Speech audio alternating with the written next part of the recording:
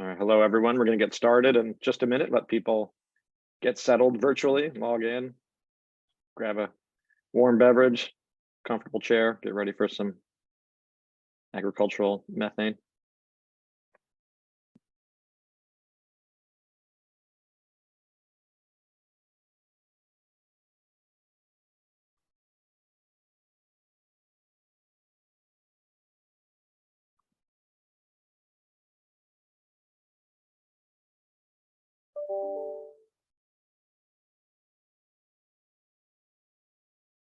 Okay, welcome everybody to our webinar on policy solutions to accelerate livestock methane emission reductions in California. My name is Ethan Elkind. I direct the climate program at UC Berkeley Law's Center for Law, Energy, and the Environment, affectionately known as CLE.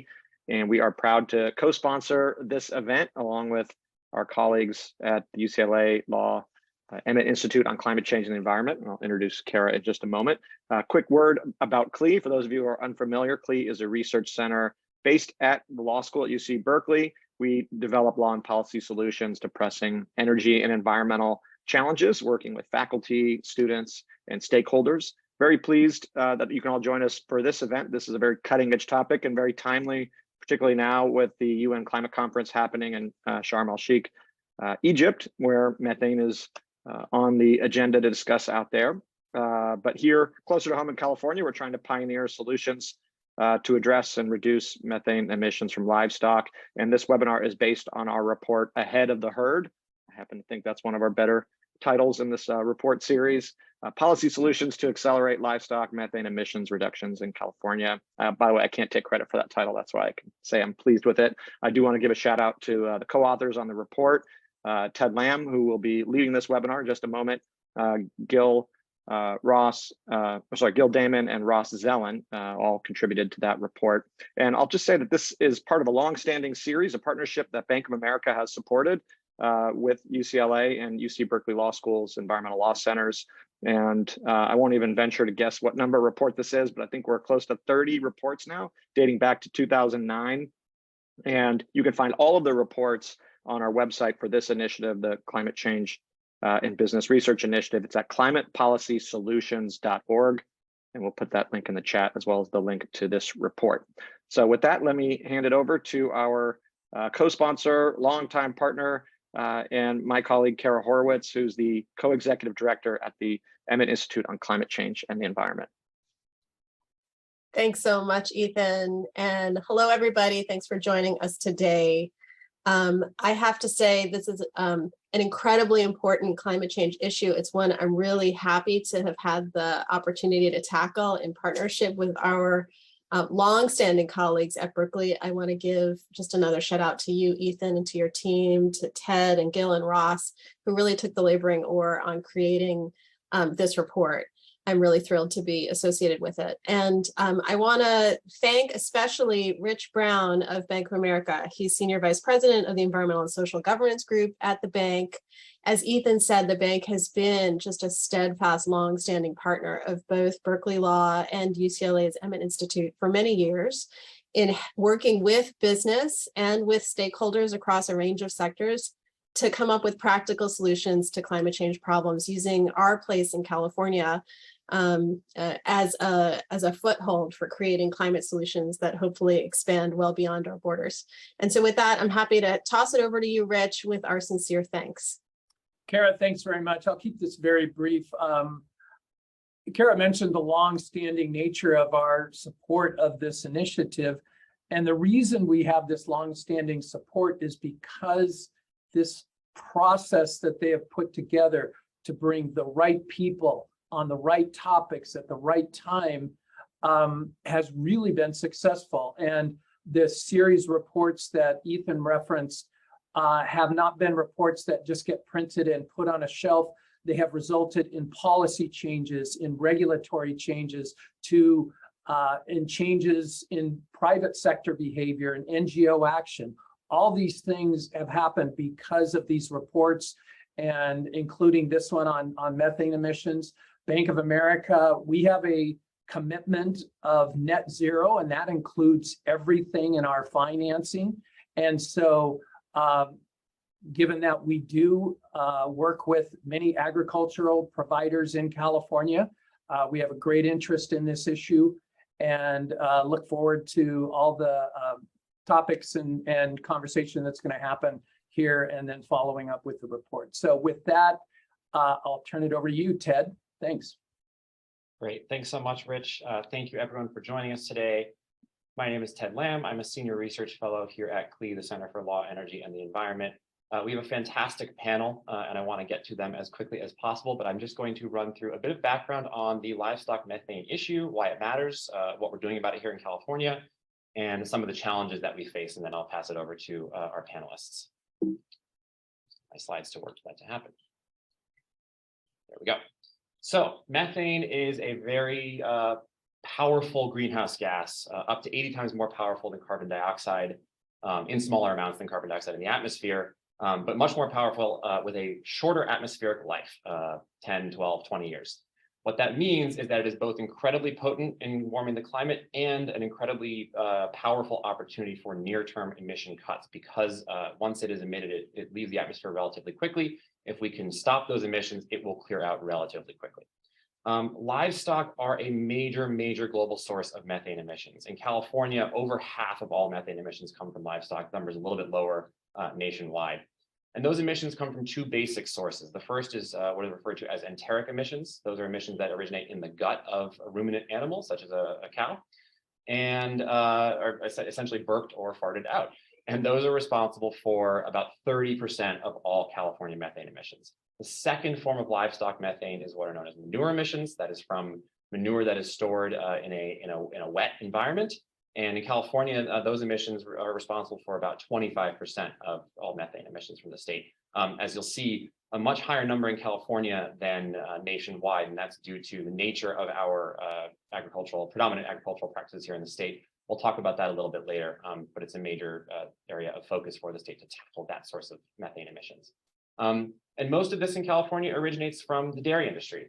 We have about 1,300 dairies in the state with millions of cattle, and we produce about 20% of all US dairy products. California, as we all know, is one of the leading agricultural states in the country, and that certainly includes a very prominent and productive dairy sector. This is a major source of emissions, and the state has put a lot of energy into figuring out how to deal with them. So there are two main sort of sources of emissions, as I mentioned, and two main types of strategies to deal with them. For the manure emissions, which are a little bit less than half of California's emissions, their main strategy that the state has used so far, that is used throughout the world, are dairy digesters. This is a picture of one form of dairy digester here. Is essentially a physical cap that is placed on the manure lagoon, captures the methane, and then uses it for productive purposes or burns it off, uses it for energy. We can talk about some of those potential offtake options down the road. The other strategy is alternative manure management, which is essentially dewatering the manure and reducing the amount of anaerobic digestion that happens. And the state has provided a lot of support for both of these kinds of strategies for manure emissions. On the enteric side, which are the emissions that come directly from the animal, this is a much newer field, something that Ermias in particular is quite expert in. And a lot of leading scientists are experimenting with types of feed additives and supplements that can directly alter the methane production in the animal gut, changes to the diet itself, and also certain breeding to identify animals that have lower natural methane emissions and then selecting them for future breeding. But a very emerging field, a lot more open questions, I would say. And the state of California has pioneered a number of policies on this front to reduce methane emissions in general and from the ag sector in particular that are really first of their kind in the nation and for the most part worldwide as well. Back in 2016, state legislators passed and the governor signed SB 1383, which set a statewide methane emissions reduction target, first of its kind in the country, and has its own livestock specific target written into the bill with some programs created out of that. And the potential, starting about a year from now, if certain conditions are met, for regulations to be instituted directly on the sector. We also have the low carbon fuel standard, which is used for reducing the carbon intensity of transportation fuels in the state. And this creates financial incentives for lower carbon biogas, which can come from the dairy digester process, to be inserted into our transportation fuel sector. That's one state program that provides financial incentives indirectly to the creation of the capture and creation of biogas. We also have two major programs that are funded through our cap and trade program. one for dairy digester research and development, and one for alternative manure management. And these are grants that go directly to farms to implement emerging technologies that otherwise might not be quite market ready or quite financeable at this time. And the state has committed millions of dollars to those programs through the cap and trade program. And according to the Air Resources Board's analysis, those two programs have generated the most cost-effective dollars to tons reductions in emissions throughout the state. There are also the cap and trade program has its own offset protocol for certain farm practices, and there are a number of energy side policies that the state has to promote use and production of biogas as well. That said, despite this fantastic suite of policies that we've been developing over the last half decade, the state faces a pretty big challenge to achieve the 2030 target of reducing emissions by 40%. As the Air Resources Board stated earlier this year, we are essentially on track for about half of the emission reductions that are needed to achieve the 2030 target. And that's what this chart here on the right shows, which is a steady progress through 2021, 2022 today in reducing emissions from a combination of state programs and you'll see in the blue there population reduction, i.e. fewer livestock in the state. But even if we continue on pace through 2030, we'll only get about halfway. And so more funding, new programs, new strategies are needed. And a number of challenges face the sector. For the manure strategies, there are high capital costs of installing digesters. There are significant air and water quality and environmental justice concerns around these facilities, some of which relate directly to the digesters, others relate to the sector more broadly. We can talk about those a little bit later. And there are questions about how additional these reductions are in a context where the industry may expand or may not. And so there's real questions about how much we are actually reducing net emissions versus sectoral emissions, all things we can discuss in the Q&A. On the enteric side, as I was describing earlier, there are a tremendous number of emerging strategies, but the evidence so far is still very much in development. I think Ermias will be able to share some recent developments that he has put forth on this, but there are major questions around long-term efficacy of some of these strategies since they have not been tested for very long, and questions that have been answered so far successfully, but will remain about the impacts to animal and human health and the product quality if we are changing feed inputs and changing biology within the animals that are creating the emissions. And then finally, limited market incentives at this time for enteric strategies. So in our report and our analysis, working with three experts who are on the line today and many others, we developed a set of potential policy solutions for state lawmakers and policymakers to consider. These include trying to create a single state program or interface for farmers and the public to share and track data on their emissions, to identify and get access to incentives, and to use state technical assistance. Right now, state authority is shared between the Department of Food and Agriculture and the Air Resources Board, and those two programs are run quite well, but they could use more coordination. The Air Resources Board could consider updating the low carbon fuel standard to better account for additionality, as we discussed earlier, including that and a number of other measures to tighten up the accounting of emission reductions and ensure that everything that is counted really is reducing the net emissions in the state. And then a number of options to increase funding for alternative manure management practices, which have lagged behind digesters so far, for these emerging enteric strategies that Ermias and Albert and others are pioneering. And then strategies to create financial incentives and markets for those strategies to match the markets that are emerging for the digesters and other solutions on that side of the equation. So you can access the full report at climatepolicysolutions.org, as Ethan mentioned. But with that, I'm going to take it over to our panelists, and we can stop the slideshow to get the conversation started that way. Are those slides no longer showing? Can we just confirm that? Great. So with that, I'm going to pass it over to our first speaker today. Roberta Franco is a senior environmental scientist for methane reduction at the California Department of Food and Agriculture, which, as I just mentioned, is one of the two leads on this suite of policies for the state. And at CDFA, she manages many of the state programs that I just described, including the dairy digester and alternative manure management grant programs in particular. So Roberta is going to kick it off with some discussion of recent developments at the state level and the state's overall approach to this issue. Okay, thank you, Ted, for the introduction. And just wanted to say that I'm happy to be here to represent the California Department of Food and Agriculture. And today, actually, I have big shoes to fill since this was the spot for Secretary Ross, and she's at the Conference of Parties in Egypt today. So I hope I can do a good job in her place. So also it's a pleasure for me to be talking here about the progress we have been doing in the state, in the dairy and livestock sectors. And I wanted to say that California has been doing an amazing job in reducing greenhouse gases emissions overall, and in particular, in this case of our discussion, the methane emissions. And so I believe we are way underway on achieving those goals. Of course, we need new tools on the toolbox to help us achieve those. And I think we are leading and good roles for the rest of the country and the world to follow. So I think right now we are doing emission reductions through voluntary incentives. So that's how we have this approach. And I think we'll see a report coming really soon that it shows how we are actually underway of accomplishing the goals set by SB 1383.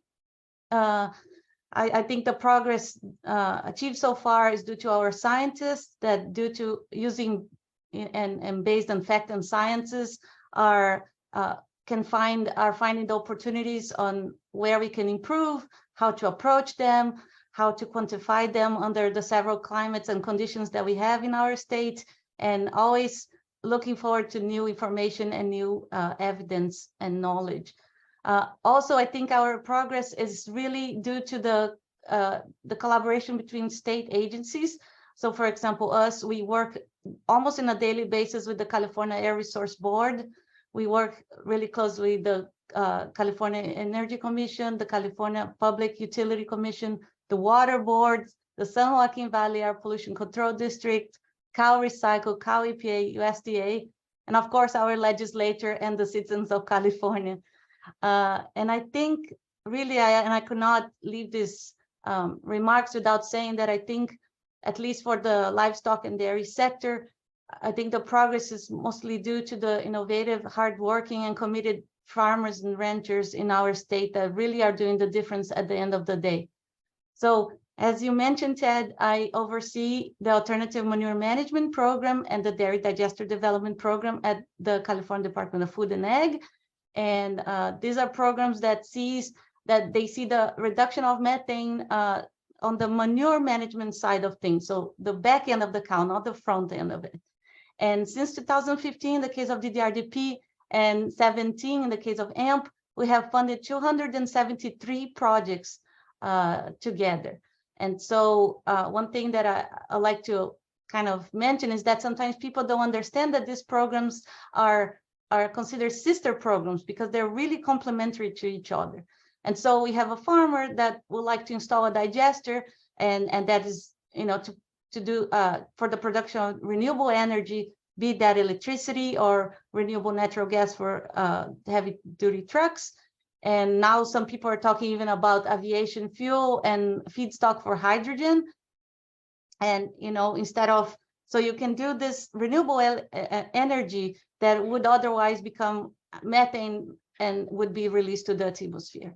And also this farmer has the option to install an alternative to digesters. And that's why the name Alternative Manure Management Practices, due to economic feasibility or location, or just due to personal preferences. So these programs together, the 273 projects were awarded $300 million, or they awarded $300 million. And we collected or leveraged in matching funds $453 million from the industry and farmers. And these projects have reduced about 2.6 million metric tons of carbon dioxide equivalent per year. And this is at least for 5 to 10 years, depending on the program. One thing that I would like to mention, and sometimes people don't realize, is that these programs are really, they have other benefits, such as the reduction of volatile organic compounds, NOx, particulate matter 2.5, diesel PM, and hydrogen sulfide. And they produce compost and soil amendments as well. So just for the future, we are excited that we receive another $48 million from the legislature for next year for both AMP and DDRDP, with the priority to be given to AMP. AMP also alone received another $20 million. And in partnership with the California Dairy Research Foundation, we won an award of $85 million from USDA, from the USDA partnership for climate smart commodities. So that we'll see reduction of methane, but also we'll see address nutrient surplus as well. And just to finalize, I would like to mention that we have a new research program, actually 2 research programs, but one is already accepting public comments that is called the California Livestock Methane Measurement Mitigation and Thriving Environments. And that's short for climate, what we call. And that is a program that is going to oversee 3 areas of impact. So one of our area of impact that will be funding is research that will verify the strategies set by AMP and DDRDP and their environmental impact. The second area is alternative methane reduction strategies. So that includes feed additive, but any other innovative ideas like vaccines or breeding, anything in between. And also research on the manure recycling and innovative projects. So that's $10 million, and we are expecting to award 6 projects or more in May. And we also have another program that is of $10 million, and that is to fund specifically large studies, large-scale trials for enteric fermentation or for feed additives directly. So yeah, really in summary what we do, but yeah, happy to be here and talk about it. Awesome. Thank you so much, Roberta. A really good overview of the current status of the state programs. We already have a number of really excellent questions coming in through the Q&A. I'd like to remind the audience that we will get to audience questions a little bit later, but please feel free to drop them in the Q&A as they come up, and we will cycle them back out and answer them as we can. Our next presenter is Ermias Kebreab from UC Davis. He is the Associate Dean of the College of Agricultural and Environmental Sciences and Director of the World Food Center. And he leads a wide range of livestock research with a major focus on the emerging solutions in the enteric emission reduction strategies that we just were discussing a minute ago. So Ermias, over to you for updates on what you guys are working on and where you see the field going. Great. Thank you very much, Ted, and thank you for the invitation to come and spend some time with you here. This area of trying to come up with ways to reduce enteric methane emissions has been gaining ground quite a bit now for the last maybe 5-10 years. But about 10 years ago, if people would say that there would be a technology that would help us reduce emissions quite substantially, I would be very skeptical. I mean, at that time, we were working maybe 5 to 10% reduction through changing the feed and things like that was probably the way to go. But research has shown that it is actually possible to use feed additives to reduce the absolute amount of methane emissions quite substantially. So in the last 10 years, there has been quite a lot of work that's been done. And in the last 2-3 years, this really accelerated. And there's a lot of research done worldwide. And quite a lot of those research is being done here in California as well. So California has been leading in terms of looking at those mitigation strategies, enteric mitigation strategies. As Ted showed earlier, that the states might be able to get to about half of the reductions that was needed by 2030. But with enteric, I think we can get there. So enteric has now become an important component of the strategy to get to our goals by 2030. So with the enteric space, at the moment, there's not really much on the market. There's probably 1 or 2 that have a claim that there is a reduction of methane, but we don't know exactly how much that is what we need to collect evidence. But what we do know is that there is a soon to be commercially available feed additive called Bovire in Europe or 3NOP that has been developed by a company called DSM, and they have got an authorization in the European Union and in Brazil, Chile, Australia, and recently in Israel. to be able to use it. And there will be a paper coming out next week, or maybe definitely by next month, that sort of puts together all the work that has been done. So there's been maybe 40, 50 experiments that have been done, and it shows that on average, we would expect about 30 to 35% reduction in methane emissions, at least from the dairy. And from beef cattle, I would expect would be the same as well. But what we need to do now is to see what happens for a full lactation. So when you do this kind of thing over a 305 days, maybe even longer, does this reduction hold? So that's a question that needs to be answered, and I'm sure those kind of experiments will be ongoing as well. The other thing that we've done here in California is looking into seaweed. And in terms of efficacy, there is no doubt now that the efficacy of this is ranges from anywhere between 50% to 80%. And in Australia, they have reported up to 98% reduction as well. So there's phenomenal potential for reduction. There is still some work that needs to be done. Again, we have to do a full lactation trial so that we can see over a full lactation what happens. We've done a 5-month trial in beef cattle, and over 5 months it was absolutely fine. The reduction was there. The seaweed was stable as well for that period of time. So we need to increase it and look at it for the full lactation or lactation and a half to see if there is any impact in terms of reproduction or anything like that.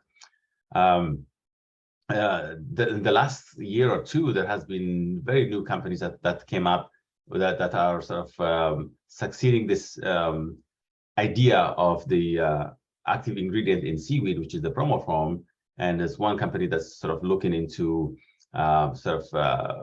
getting inspiration from seaweed, if you like, and coming up with that solution. And another company that's completely synthetic bromoform, or that's the active ingredient within seaweed, and make it stabilize it and basically use that. So in the US at the moment, we can't use bromoform because it's not allowed to feed to animals, but in other places, well, this company is based in Australia, so they can feed this. There's no legislation like this there.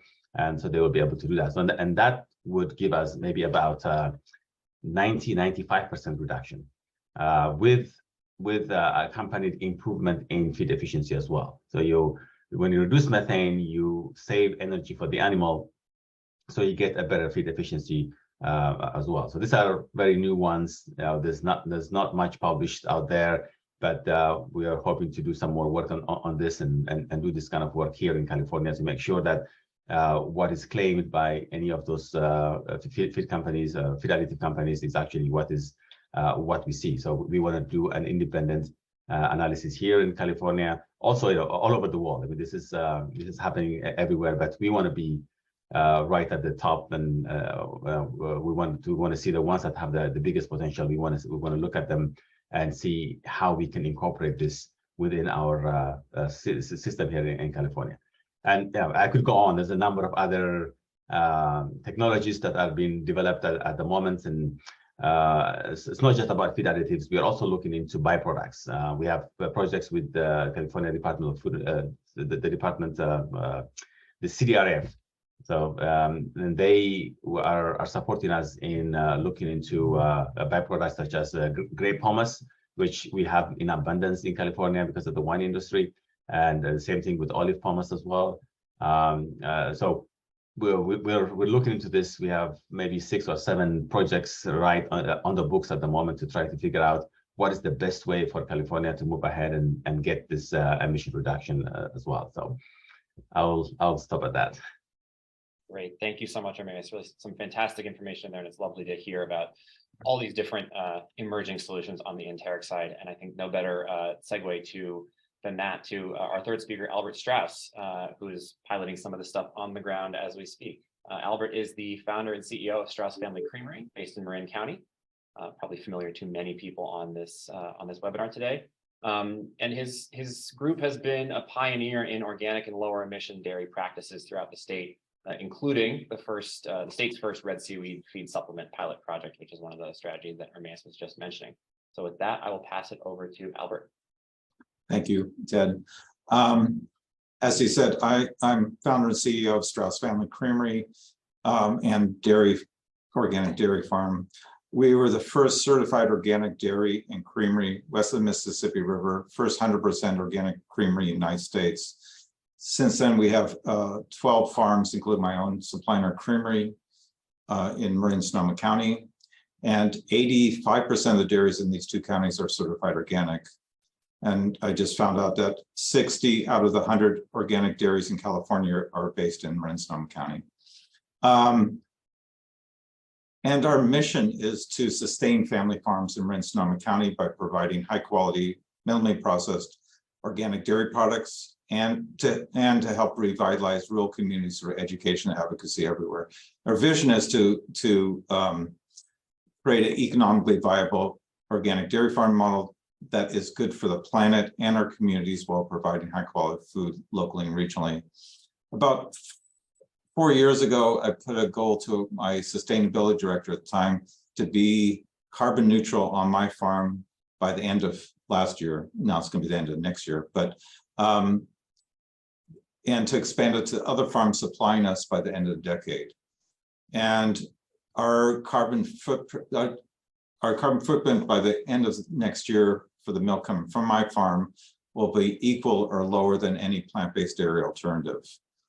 So this based of four types of four practices. One is we've had a methane digester for the last almost 19 years now, producing. It's a covered lagoon, producing all the electricity for the farm, using the methane coming off the lagoons as a fuel for a generator that destroys the methane, but also produces all electricity for the farm. And last year, we collaborated with BMW to take advantage of the low carbon fuel standard in California that incentivizes renewable electricity and pathway to electric vehicles. And we're selling our carbon credits on the market and being able to create an alternative income source for dairy farmers. And we've piloted a small scale digester that can be anywhere from about 125, 150 cows on up, and have an economic model where it pays back within a 5-year period. And so we're looking at a company to build and operate them, and so farmers don't have to operate a power plant, and looking at a revolving fund so that farmers don't have to take cash out of their business to try to fund something like this, pay it back through the income source. Second thing is we were, as you said, we were the first dairy in the United States to do a trial on red seaweed to reduce the enteric methane up to 95%. That was last summer. We got an average of 52% reduction with some cows over 85 and one over 92%. By feeding a 1/4 pound in our 45-pound diet, that was the result. And it had a very good result. We didn't have any off flavors. We didn't have any other problems. And so we've collaborated with Ermias at UC Davis on the trials, and then the spin-off group of Blue Ocean Barns is now growing. Well, excuse me, let me back up. After the trial, Karen Ross and the Secretary of Ag and her department helped approve the use of this red seaweed for usage in California, and Blue Ocean Barns is growing it in tanks adjacent to the ocean in San Diego and Hawaii. And so we'll have enough of organic red seaweed to feed our cows by the second half of next year. Third thing is we were the first dairy in the United States to have a carbon farm plan. It's also branded as regenerative farming by adding compost to the land, using animals intentionally rotate and graze. You're growing more grass, and through photosynthesis, you're pulling carbon from the atmosphere and put it back in the soil. And so it's being recognized internationally as one of the only ways to reverse climate change rather than reduce it. And my assertion is that livestock has an essential role in reversing climate change. And then the last thing is 7 years ago, I put together a fully electric truck to feed our cows that's powered by our cows' waste. And last year, we converted a full-scale loader to electric as well. So getting off fossil fuel has been another part of it. So between those four practices, we'll have a carbon neutral farm by the end of next year. And so I'll stop there because there's more I can talk about. Thank you. Thank you so much, Albert. Definitely plenty more to talk about. And we're also seeing a fantastic number of questions in the Q&A, which I will get to, but I'm going to exercise moderator prerogative and just kick off with a couple of my own. And maybe actually we'll go back to Albert on this. And there's actually some questions in the chat on this as well. Can you talk a little bit about the interaction between your strategies and the drought that we are facing and have been facing in the state, and the extent to which drought might affect the industry and might affect methane emissions or our ability to address them? Right. So I think this drought, this 1,200-year drought, has been extreme, and it's caused feed costs to escalate. Organic dairy farms are in crisis because their feed costs have gone up 30 to 40%, where that's half their income goes to feed, off-farm feed. The carbon farming and those practices help on-farm feed and grass production, but off-farm feed has been very expensive. And so we've lost most organic dairies are looking at losing $250,000 this year on average. And of the 106 organic dairies in California, 10 of them have gone out of business, and it looks like another 10 might go out of business. So we've been working with the USDA, Department of CDFA, our legislators, to create awareness of this issue. There's going to be there's already shortages of milk and butter and things like that. And we're trying to create stabilize these farms. We've already increased our prices to our consumers and to our farms, but it's not enough to offset this extreme situation. So I'll leave it at that right now. Thank you. Roberta, anything you want to add from the department's perspective on sort of how you're viewing drought impacts to the industry and to the state? I think Albert has the practical experience on it, but we have our SWEEP program, that is the State Water, Energy and Efficiency Program. And in the industry specifically, that program even set up some funding aside for sub-drip surface irrigation.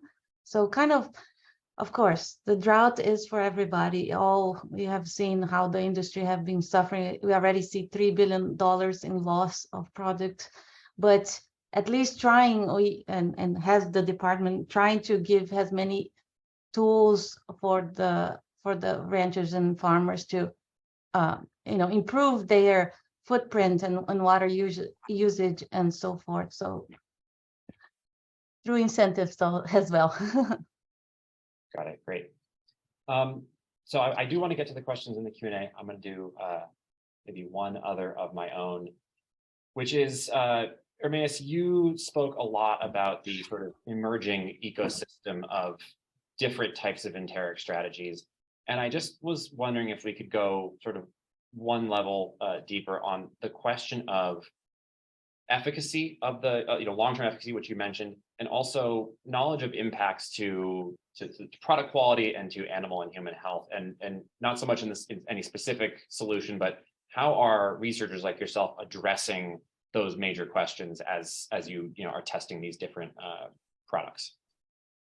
Yeah, so in terms of the health impact both to animals and humans, this is we take it extremely seriously, because if there's any adverse impact on both animal and human health, then the feed additive would not be useful. So one of the things that we do when we're testing the different feed additives is we check the health of the animals in different ways. We'll take some blood samples and analyze the metabolites to make sure that there's no things that should not be there, and so we just make sure that all the analysis, the blood analysis, is actually what needs to be to be. So and that way we monitor the animals quite closely, and then in case of beef, then we also look into the quality of the meat. We analyze the meat in different ways. We do a chemical analysis and compare it with animals that have not been given any feed additive. So that way we can see if there are any differences in the chemical composition of the meat. We also look into the taste of the meat, and we have panels that do that, so and see if there's any differences there. USDA grading. We also look into the impact on the grading of the meat itself, and then there are a number of specific meat science. So we work with meat scientists. So I do mostly on the nutrition kind of things. The meat science is specialist people that do that.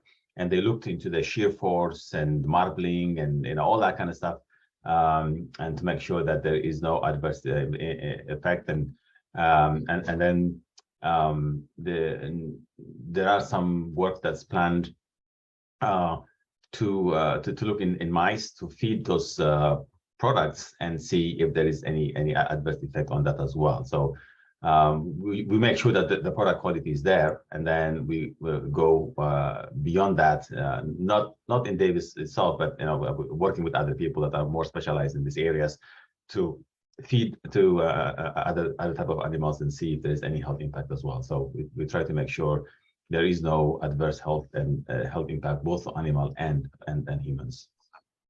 And Albert, anything you want to add to that in terms of on the product side?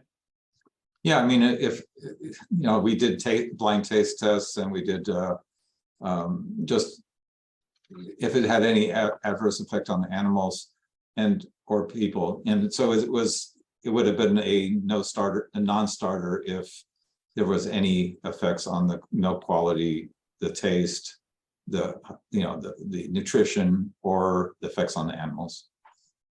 Got it. So I'm going to move to some audience questions now, and this is a question that overlaps with something I wanted to ask anyway, and we're seeing a couple different versions of this, so I want to try to wrap a number of your questions together here. And the questions focus on sort of two things. One is demand reduction as a policy solution to address methane. And I would say the related question is about herd size and optimal size for operations in California, given our environment and given the drought that we were talking about earlier. So I'd love to maybe start with you, Albert, on this one. You obviously run a somewhat smaller practice than a lot of the other larger operators in the state. Could you just talk about sort of how your scale of model could potentially reach across the rest of the state? Yeah, I think that our economic model has been proven to be effective, where we collaborate with farmers and we create this us-we relationship where we keep the milk supply in line with our demand. Therefore, we can pay 10 to 15% more than our competitors to our farmers. But the scale, we purposely look at the size of the farm, the capacity for animals, and do not allow our farms to get bigger than what's the carrying capacity of the farms. And our average size is about 250 cows per herd, whereas statewide, I think it's probably getting close to 2,000 cows per herd. And stocking rates are anywhere between 1 and 3 cows per acre when they're on pasture. And we have all kinds of we work on satellite imagery to quantify the amount of pastures being grown so we can balance it. Anyway, the other part I want to talk about is that the lagoons that we are required by law to put in on dairies addressed water quality back in the 70s and the 70s essentially, but it didn't address air quality. And so what it did is these are anaerobic ponds that create methane gas. Cows' manure on the field does not go anaerobic, does not create methane gas. So the solution to water quality was a problem for air quality. And so that's why we're trying to look at how do we do both? How do we kind of protect water quality and air quality? And so this methane digester, there are other solutions to reducing methane in lagoons, aeration. But the main thing is We've put an incentive plan to our dairies to become carbon neutral and adopt these practices over the next 7, 8 years. So it's we have a very clear intention and a way of doing this, that we will be able to create this positive impact or positive dairy model. Oh, did that answer the question? I think it does answer the question. I'd love to flip it over to Roberta, since from the agency side, you guys obviously deal with some very, very large operators and also are responsible for some much smaller family farms. And I'm just curious, how do you implement a regulatory program and an incentive program that reaches everyone and potentially helps to incentivize more practices that are smaller and more sustainable? So yeah, first of all, in the agency, we do not have a preference for a small farm or a large farm. We treat all agriculture and all the practices the same. So in terms of how we approach, we try to, these incentives are not only based on what type of technology you would like to implement, but we try to give so many options and practices that, the farmers have a tool that they can use in their property, independent where they are in the state and how many animals they have in the farm. So I think the continuous incentive of our programs, continue finding practices that work for different people or different farmers across the state, finding new evidence to see what works and what not. I think it is one of the things I want to say also, that, and Albert said really nicely already, that are the changes of herd sizes have been happening throughout the years. Like consolidation has happened due to economy of scales and so forth. So it's economics, and we need to be mindful that if we're not careful, we can cause leakage of these dairies and to out of state, where they produce more greenhouse gases and more water and air pollution. So we need to be conscious of that too. And maybe getting back to the facility size point, I think Ermias, this might reach some of your research as well. This is a question from the audience about essentially the technical capacity within farmers and ranchers to adopt the most sustainable strategies. Obviously, Albert, you guys have been leaders on this, but what can the state do to provide more information and education and sort of push facilities in the right direction toward more sustainable practices? You asking me? I wanted to kick it off with Ermias, since you're producing so much of the research on these strategies. How do you see the state translating your research into real action for a range of farms? Yeah, so for enteric methane emissions, what I would say is that incentives would play quite a big role, and also adoption of a protocol. Because right now, the only protocol we have really is on anaerobic digester, sort of in terms of the livestock industry. We need to have a protocol that would allow farmers to be able to participate in the carbon offset program. So that would really accelerate the use of or the rate of adoption of those technologies, because those protocols will lay out exactly how much methane or how much greenhouse gases are expected to be reduced by a certain technologies. So once you have that, and there's a regulatory body like the California Air Resources Board actually approving those kind of protocols, then I think farmers will be able to participate much more meaningfully within the carbon trade system. And I think that kind of change in policy would help in incentivizing for people to use this widely. Albert, anything you want to add on that? I just wanted to kind of talk a little bit about the scale of farms. So what we're trying to do is revitalize our rural communities. So we've lost all our rural communities essentially in in the United States, but of most of them. And it's because we don't have farmers. They all have to get bigger and bigger to survive. Therefore, you lose families, you lose farms, we have lost half our high school population in West Marin. We've lost a third of our school students. So it's how do we change this dynamic and create a positive farming system and food system that really is a model and for the future, because what we're doing now is kind of chipping away at the edges and creating less of a community and less of a farming system and importing most of our food. And then we're externalizing all our effects on climate change as well. So how do we kind of change that dynamic and really use these tools to create a positive farming system that really benefits our communities? Thank you for that, Albert. So a number of other questions in the chat have pointed at this issue. It certainly was one of the major focal points of our report and all the conversations we have with you and others around it, which is the intersection of environmental justice concerns and the state programs on livestock methane.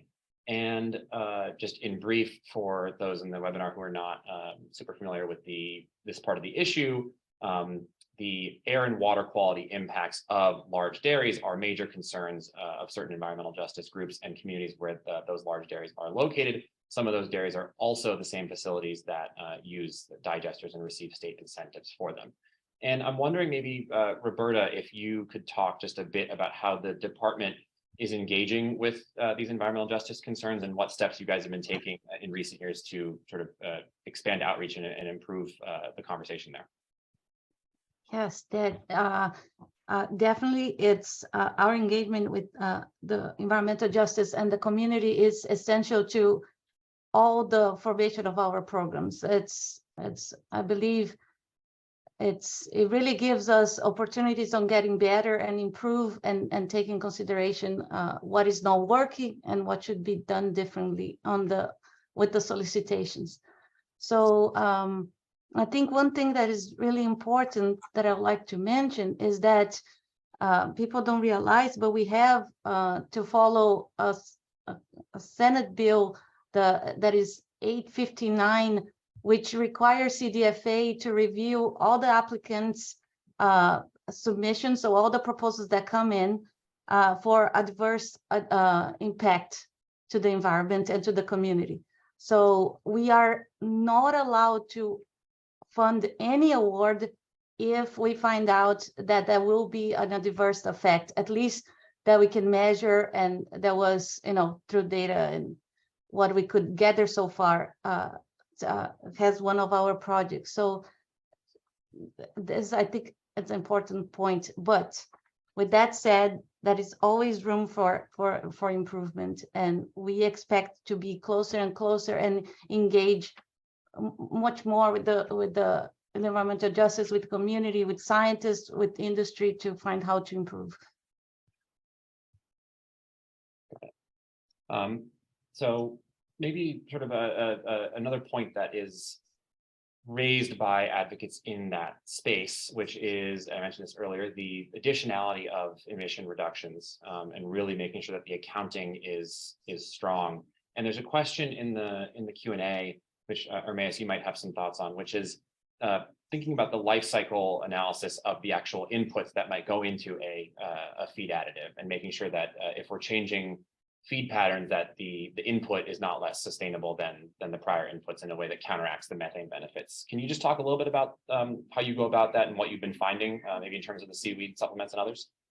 Yeah, absolutely. So what we do when we look into the feed additives is we conduct a life cycle assessment. So the life cycle assessment will include the emissions that are assigned to the production of the feed additive itself. So there's actually an FAO document that gives you a guidance on how to do this. And this is to make sure that by producing those feed additives, the emissions that you're creating then does not offset the emissions that you're trying to reduce. So the thing with enteric emissions is that the emissions that you are producing for production of those feed additives is mostly carbon dioxide. while the emissions that you're reducing is methane. So methane, as you said at the beginning, is much more powerful in terms of the climate impact. So when we actually do the life cycle assessment, we've done for 3-NOP and for nitrate, and what we see is maybe less than 1% of the total emission that these products reduce is actually used for production of those feed additives. So this is case by case, right? So each feed additive has its own inputs, its own energy consumption, transportation use from the manufacturers into the farmers' fields. So all of that need to be put into consideration. But as I said, that's mostly carbon dioxide. And once you use these feed additives, you're reducing methane. Almost always is going to come out that the feed additives will have a net benefit. And most of the time, the benefit is much, much higher than the amount of emission that they're associated with. But when you are talking about emissions, that's why we need to have this protocol. In the protocol, you need to make sure that when it says that there's 30% reduction, the efficacy is 30%, then they have to discount the amount of emissions that is actually used to produce it, to transport it, and everything else as well. So the net effect has to be the one that's going to be used in the end. Great.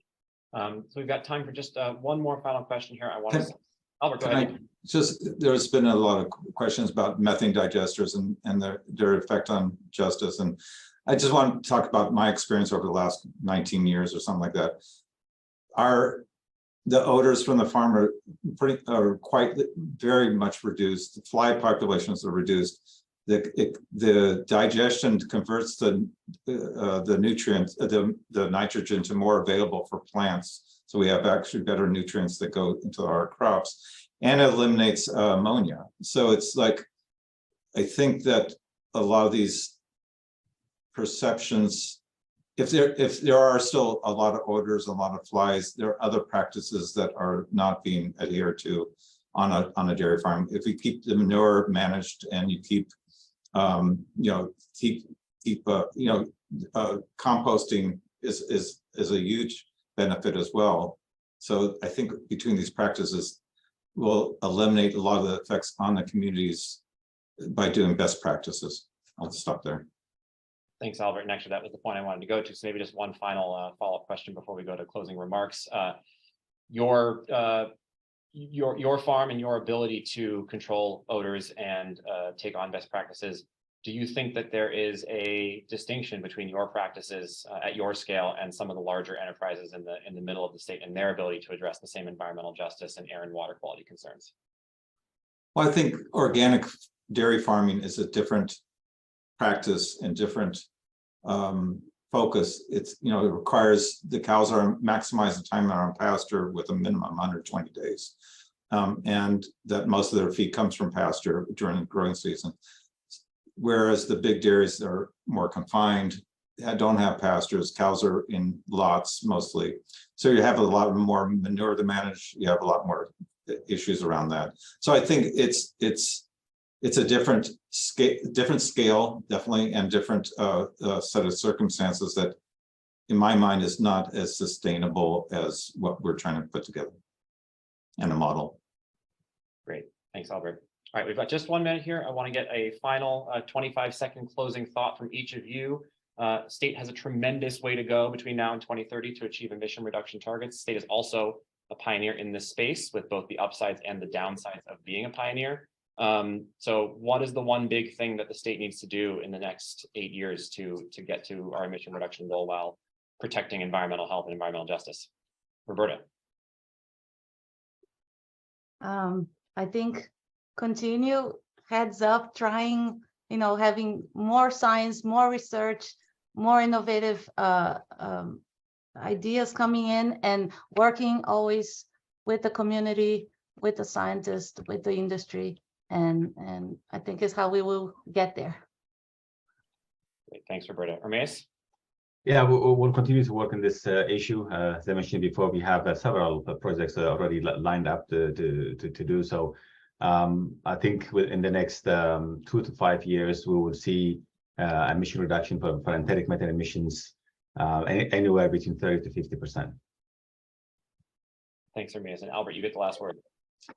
Well, I think that working together, we can really address climate change, create a positive farming and food system that could really nourish our communities and our environment, and be really a positive influence and model for the nation, if not the world, and it has been. Great, thank you, Albert. With that, we are at the hour, and I want to thank all of our three panelists for their excellent contributions today. We really appreciate your work in this space and your contributions today. I want to recommend that all of you check out our report. I'll drop that link in the chat right now to get more information on the research process, the policy solutions that we propose, and our analysis of the different issues that we discussed today. Ethan, I don't know if you want to jump back on to close us out, but thank you also to all of our attendees and the excellent questions that we got. I know we only had a chance to field some of them. We tried to get a good representative mix, but we look forward to continuing the conversation going forward. Ethan? Yeah, thank you, Ted, and all the panelists, and definitely check out climatepolicysolutions.org for more reports in the series. Otherwise, a big thank you to all of you, to Bank of America, and our colleagues at UCLA as well. And hope everyone enjoys the rest of your day. Thanks so much. Thank you.